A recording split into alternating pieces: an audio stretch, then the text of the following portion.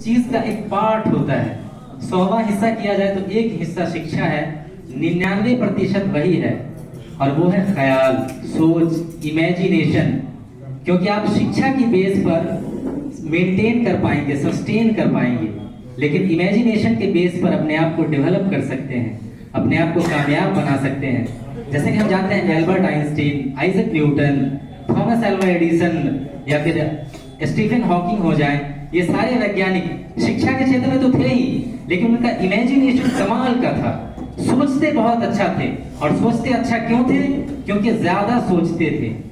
सोचना सबसे बड़ी बात होती है आज के दौर में। आज हमारे पास वक्त ही नहीं है कि हम कुछ सोच पाए, बस कोल्हू के बैल की तरह अपने दिए हुए काम को करते चले जाते हैं अपना फर्ज समझकर, और यूं ही दिन को बिता देते हैं और समझते हैं कि आज हमने कुछ बहुत बड़ा कार्य किया। याद रखिएगा, दुनिया तभी बदलेगी जब आप सोचिएगा। शिक्षा से दुनिया कभी नहीं बदलने वाली है।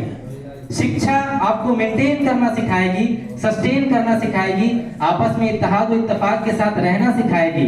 लेकिन इस दुनिया को जिसने भी बदला है उसने कभी न कभी सोचा है। आपने थॉमस अल्वा एडिसन का नाम सुना होगा, जो हजारों बार फेल होने के बाद बिजली के बल्ब का आविष्कार करते हैं।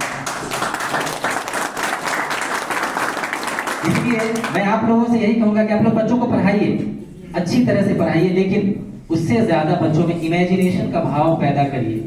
उनसे सवाल ना बने कोई बात नहीं है, लेकिन कम से कम 1 मिनट सोच तो सके उस सवाल पर।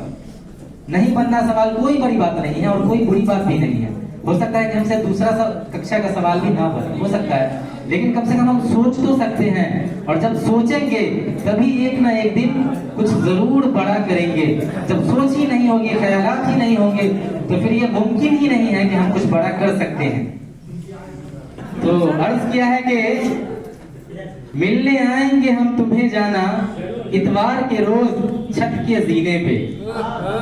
मिलने आएंगे हम तुम्हें जाना, इतवार के रोज छत के जीने पे। अपने कुत्ते को बांध कर रखना, हमको नफरत है उस कमीने से।